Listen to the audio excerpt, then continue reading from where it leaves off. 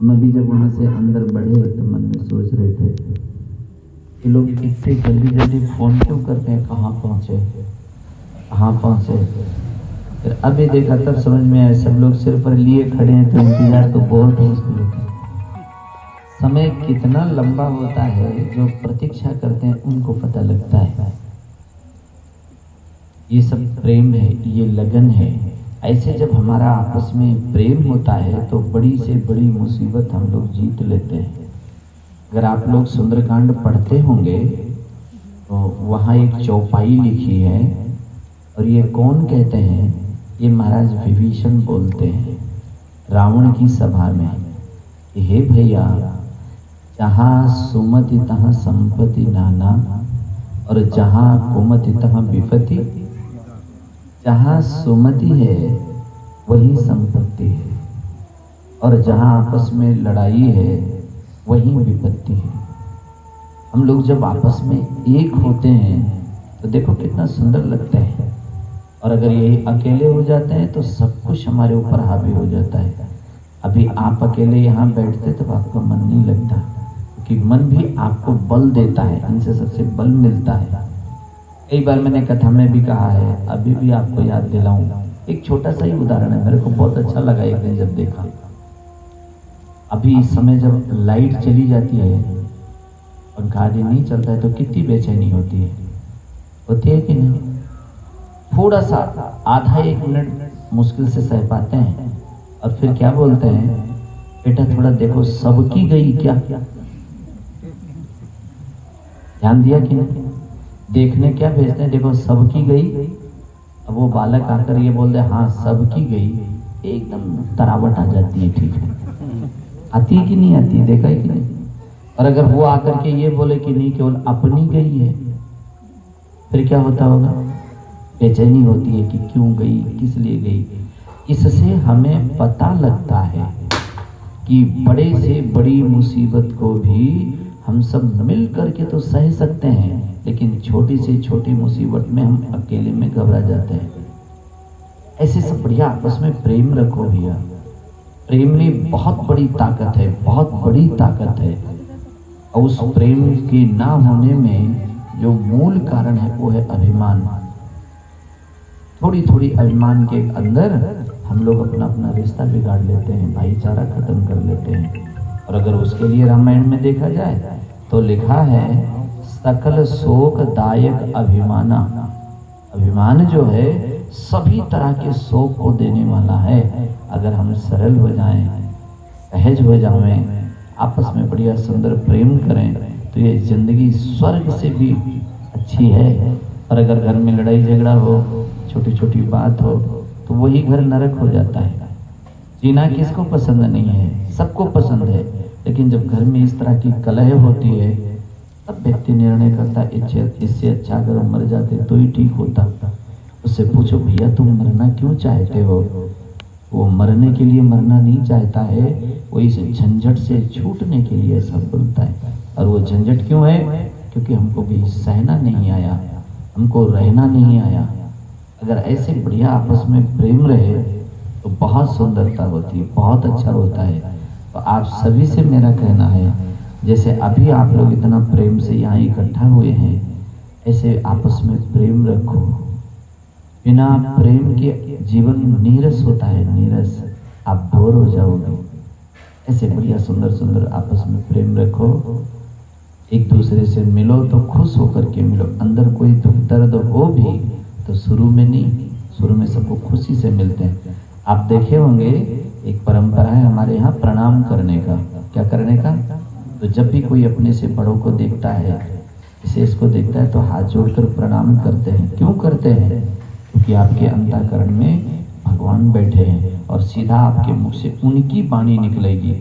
प्रायः मैंने देखा है जब गाँव में प्रणाम करते हैं तो भैया प्रणाम तो बोलते हैं खुश रहो। क्या बोलते हैं, ऐसा बोलते मैंने देखा है। तो वो जो व्यक्ति बोल रहा है खुश रहो, वो व्यक्ति नहीं बोला है, वो भगवान की तरफ से आया है। जैसे मेरे से कोई फोन करते हैं तो मैं उनसे पूछता हूँ भैया क्या हाल चाल है, तो वो क्या बोलते हैं। अगर मैं अभी आपसे पूछूं क्या हाल चाल है, तो पहली वही आवाज आप यही बोलोगे, ठीक है। क्या बोलोगे? यही बोलते हैं कि नहीं बोलते? हाँ, जब लंबी बात होगी तब आप बोलोगे महाराज जी घर में ऐसा है, शरीर में ये दुख रहा है, खेत में वो ठीक नहीं हुआ, धंधे में, ये बाद की बात है। लेकिन जब आप शुरू में बोलोगे तो क्या बोलोगे? ठीक है। और ये बात मेरे ध्यान में कब आई? अपने बीकानेर में पीवीएम हॉस्पिटल है ना, जानते होंगे। तो एक बार मैं किसी संत के इलाज के लिए वहां गया था। उस समय एक ऐसी लेडीज थी ऐसे पद पर, जब तक उनका साइन नहीं होता तब तक कोई भी मरीज ऑपरेशन की थिएटर में नहीं ले जा सकते, लास्ट साइन उनका होता। जो जिन संत के साथ मैं गया था उनकी पथरी थी, उसका ऑपरेशन होना था, तो वहाँ भीड़ बहुत थी, वो साइन नहीं कर रही थी। मैंने कहा लाओ मेरे को दे दो, मैं जाता हूँ, क्या पता ये साधु संत का कपड़ा देख करके जल्दी हो जाओ भाई। हम तो होशियारी करने गए थे।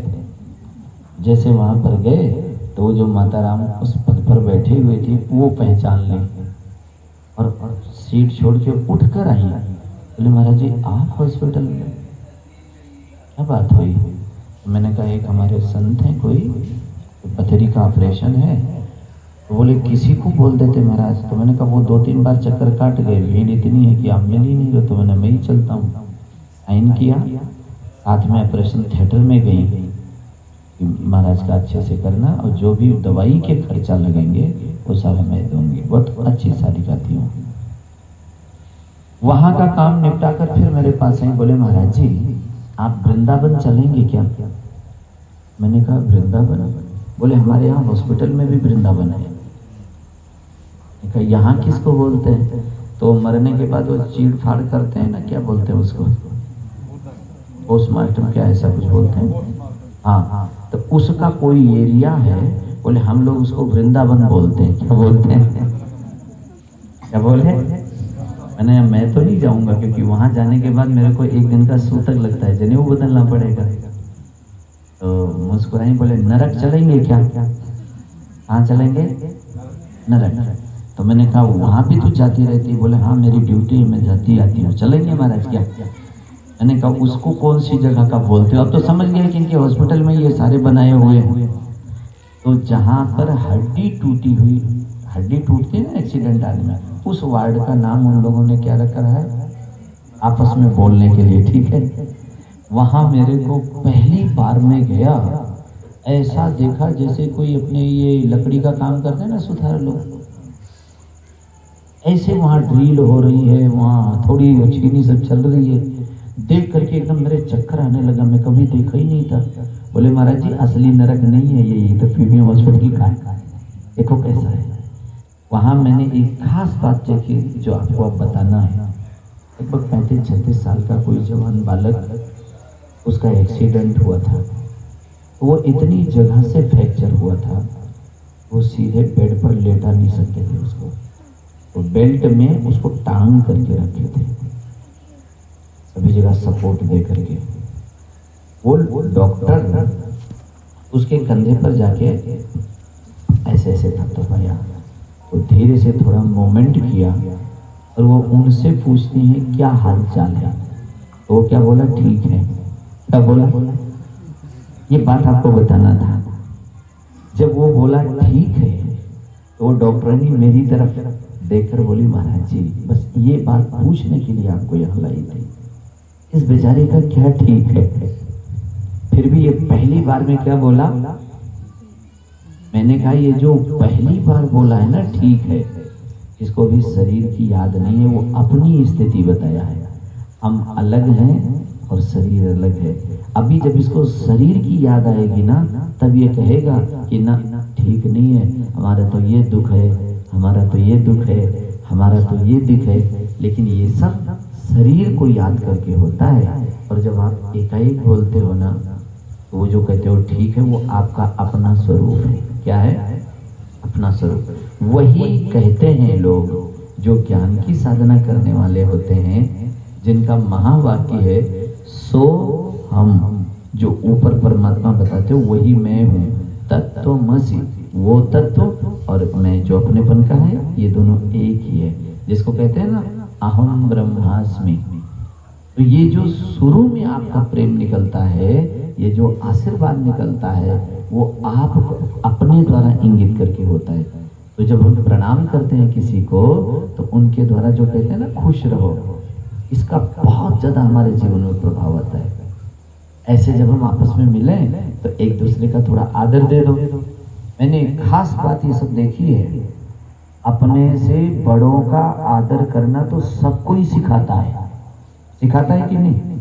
लेकिन अगर आपके जीवन में ये आ जाए कि बड़ों के साथ साथ अगर आप अपने से छोटे का आदर करो, फिर देखो आपका जीवन कितना सुंदर बनता है। ये कोई नहीं बताता है कि छोटे का भी आदर करो, बड़े का सब बोलते हैं। अरे बड़े का आदर करना क्या सिखाना, बड़े लोग तो जबरदस्ती करवा ही लेते हैं भाई।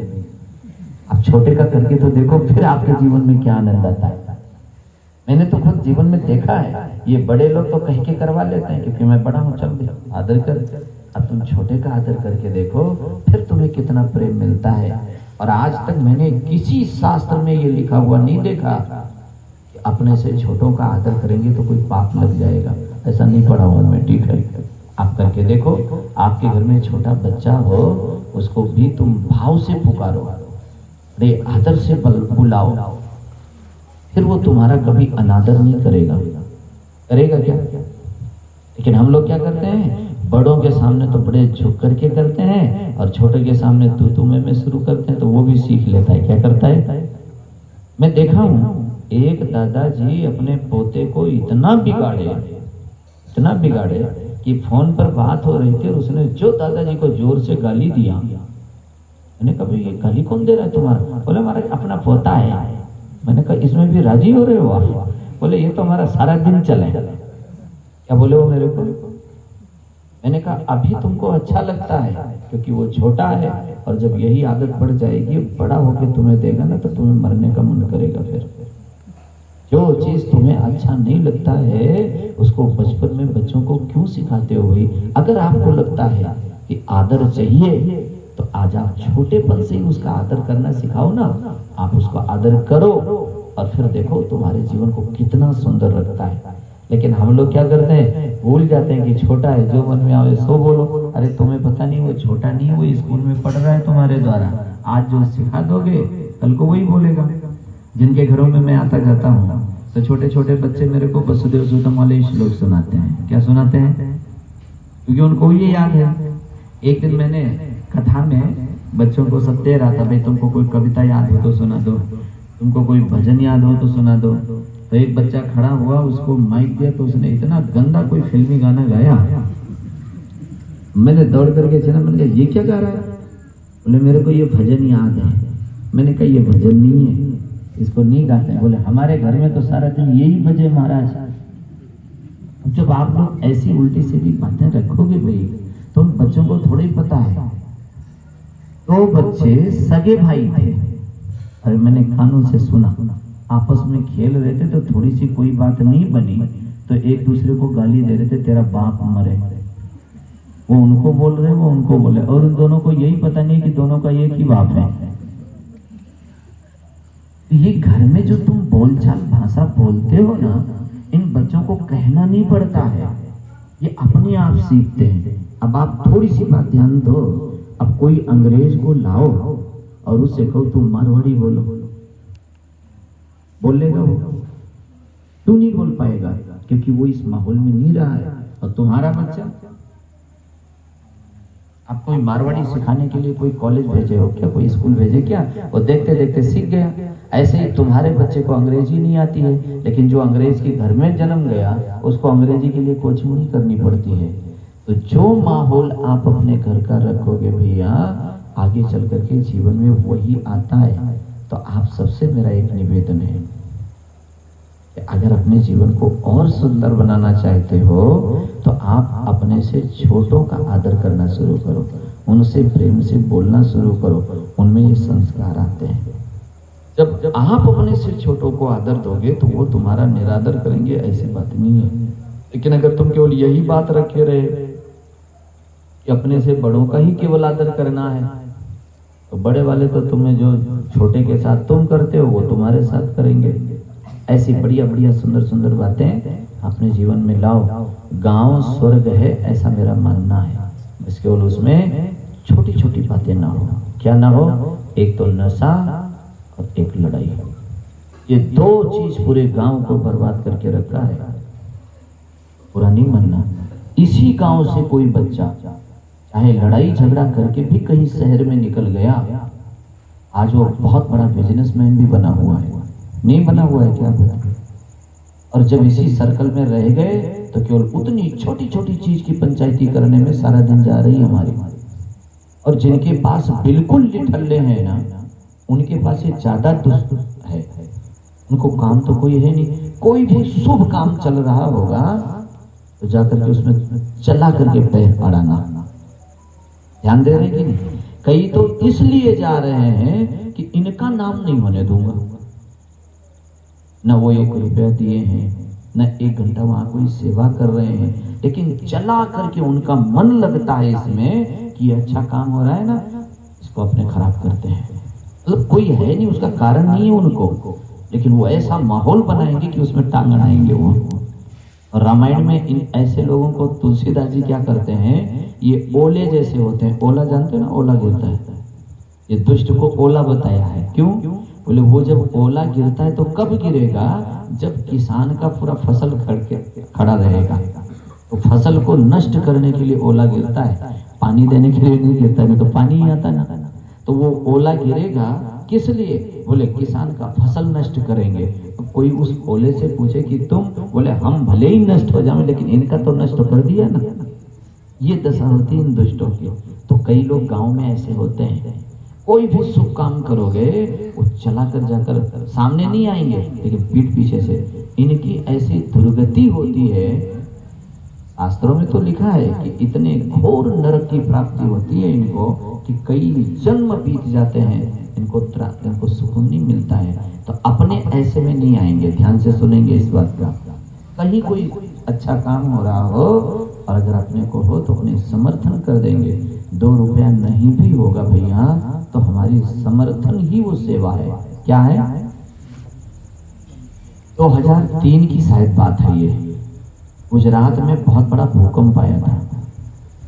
आप लोग कच्छ भुज की तरफ 26 जनवरी के दिन किसी को ध्यान में हो, बहुत बड़ा भूकंप आया था। उस समय स्वामी जी महाराज से किसी ने ये प्रश्न किया। उस समय स्वामी जी से प्रश्न किया कि महाराज जी, सभी व्यक्ति का अलग अलग प्रारब्ध है, तो ऐसा कौन सा कर्म हुआ होगा कि लोग इतने एक साथ कैसे मरते हैं?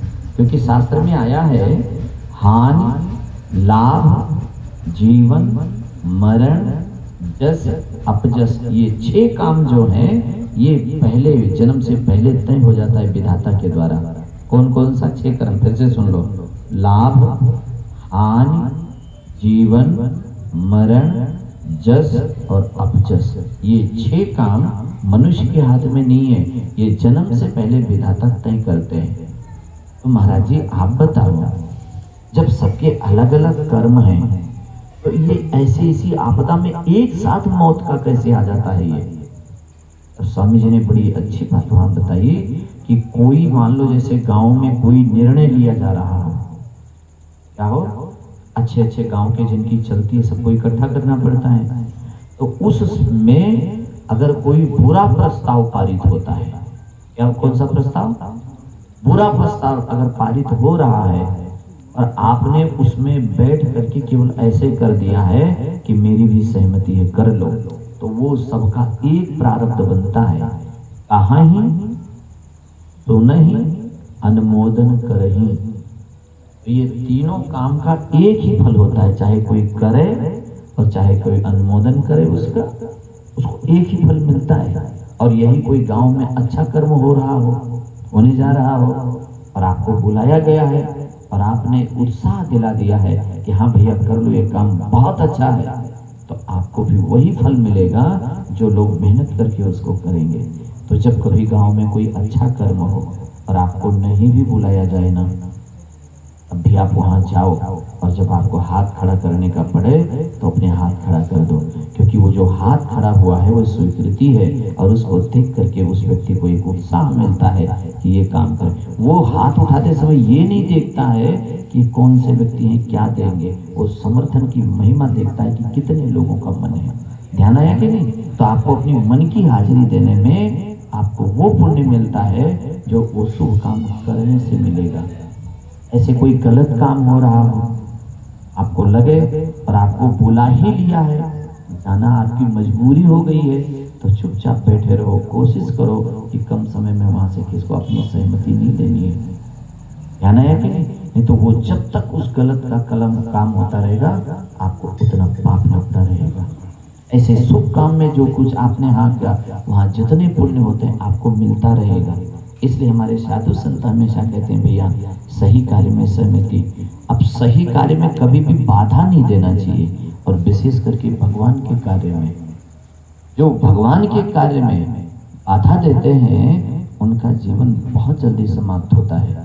साफ शब्दों में लिखा है कि जो अपराध भगत कर करही राम रोष पावक तेज रही। ऐसे शुभ कामों में अपने को सपोर्ट करना चाहिए, उसमें सहयोग करना चाहिए। कभी भी किसी प्रकार का अपने बाधा नहीं देंगे। किसी कन्या का ब्याह हो रहा हो और अगर कोई आपसे इतना कहे कि भाई मेरे पास तो नहीं है, आपको सपोर्ट करोगे? कि तो हाँ भैया तुम लगो, हम सपोर्ट करेंगे जितना हमारा सामर्थ्य होगा। क्या पता आपको देने का काम भी ना पड़े, लेकिन तुम्हारे उस हाँ करने से उस गरीब व्यक्ति की एक साहस बन जाती है। क्या बन जाती है? साहस बनती है। ऐसे कोई बीमार हो और आप पहुंच गए तो उसको ऐसी साहस दो ना भाई ना, हम हैं ना, आपकी बहुत अच्छी दवाई कराएंगे, बहुत बढ़िया कराएंगे। आप अपने जीवन के अंदर एक ऐसा उत्साह तो लाओ, आप ठीक हो जाओगे।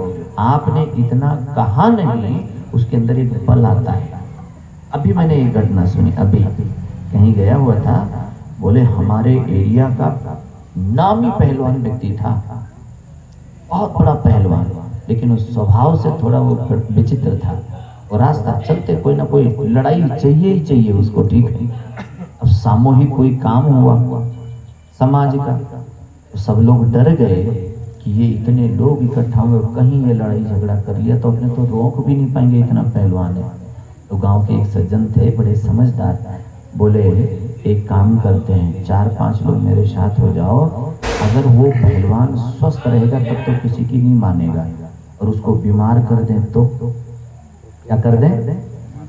बीमार कर। बोले वो हट्टा कट्टा पहलवान है, बीमार होगा कैसे? बोले मैं जैसा कहूँ वैसा करना है, वो बीमार हो जाएगा। ठीक है, तो बोले कैसे? तो बोले कल सुबह मैं खुद शुरू करूंगा और आप लोगों को वही करना है।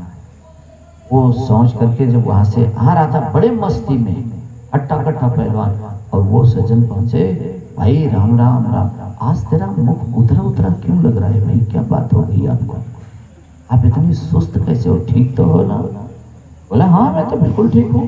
बोले पता नहीं क्यों आज आपका चेहरा एकदम उतरा उतरा लग रहा है। इतना कह के वो निकल गया। उसके दिमाग में आया ऐसा क्या हो गया मेरे को? किसको?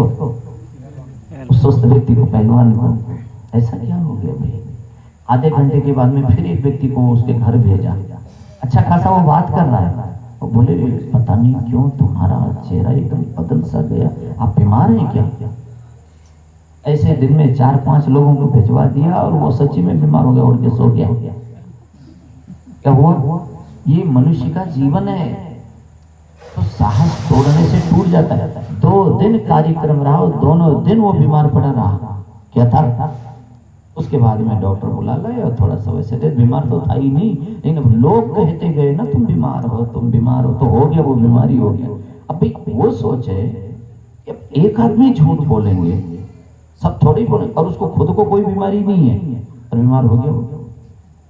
तो ऐसे ही क्या होता है भैया, आप किसी को उत्साह दिलाओगे तो उसके जीवन में एक नया उत्साह आता है। इसीलिए तो कहते हैं जहां सुमति तहां संपत्ति नाना। आप सब लोग हाँ भाई हम तुम्हारे साथ हैं, बस हो गया, बल आ गया।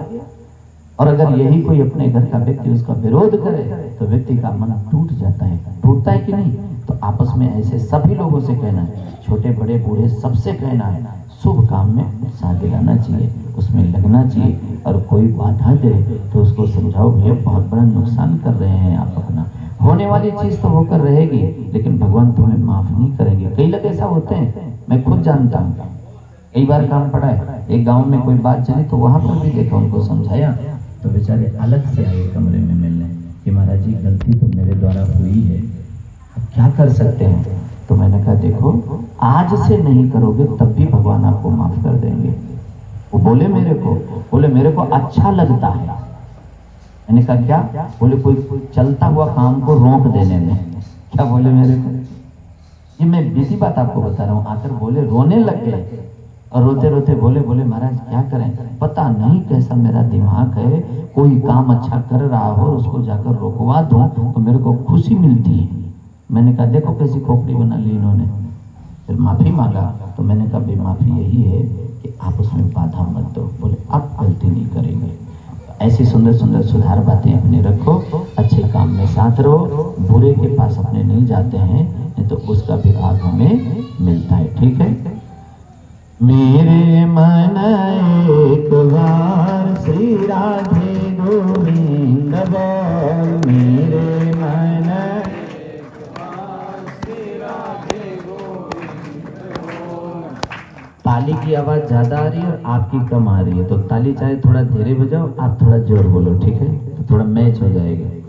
मेरे मन एक बार श्री राधे गोविंद बोल, मेरे मन एक बार श्री राधे गोविंद बोल, मेरे मन एक बार श्री राधे गोविंद बोल, मेरे मन एक बार श्री राधे गोविंद बोल, श्री राधे गोविंद बोल, श्री राधे गोपाल बोल, श्री राधे गोविंद बोल, श्री राधे गोपाल बोल, श्री राधे गोविंद बोल, श्री राधे गोपाल बोल, श्री राधे गोविंद बोल, श्री राधे गोपाल बोल, मेरे मन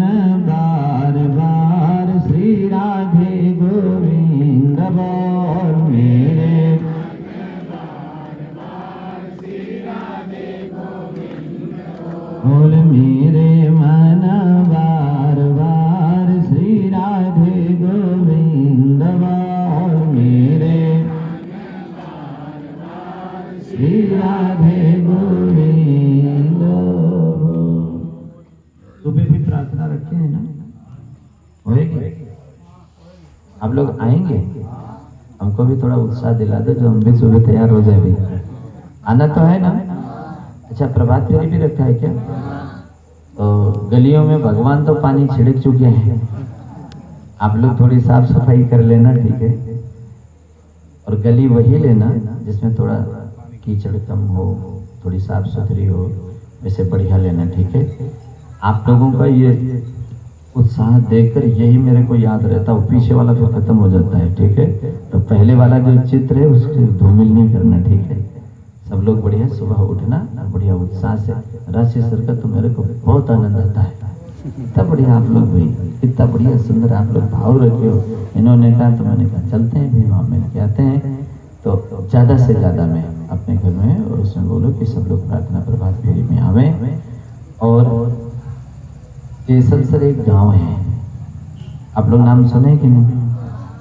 ये कथा तो भगवान ही खींच कर लाए हैं, मैं तो नहीं कर सकता। ये मेरे इतनी मैं कथा कर रहा हूँ ना, ये पहली ऐसी कथा है जो ऐसी चमत्कृत कथा हो जा रही है।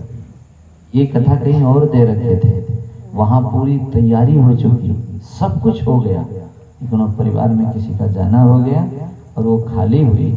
ऐसा कई बार हुआ है, लेकिन ऐसा नहीं हुआ जैसा आपकी हुआ। केवल 4 दिन, और जैसे सुने और इतना जल्दी करना, तो कोई ठाकुर जी करवा सके भाई, जल्दी हिम्मत नहीं पड़ती इतना जल्दी हाँ भरना। लेकिन ये परिवार धन्य है, हाँ महाराज हम करेंगे। तो जैसे बढ़िया उन्होंने मेहनत किया है, तो आप सभी लोग भी जिनको समय मिले, शायद यहाँ से बहुत ज़्यादा दूर नहीं है गाँव, और हो सकता है राशि से वालों को तो रिश्तेदारी भी हो।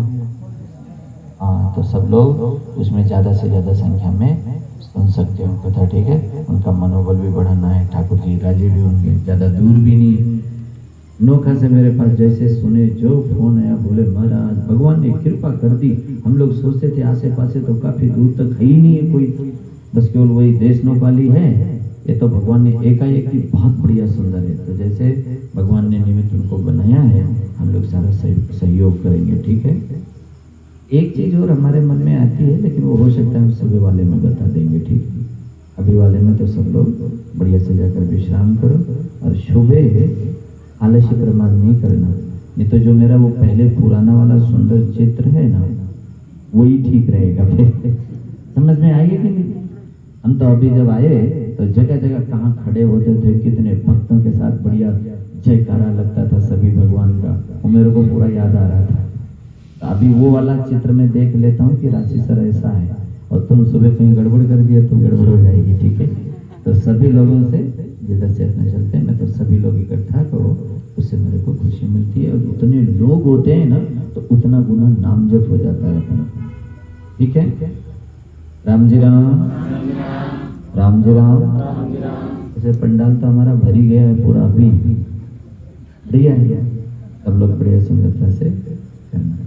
प्रसाद कहाँ? उस द्वार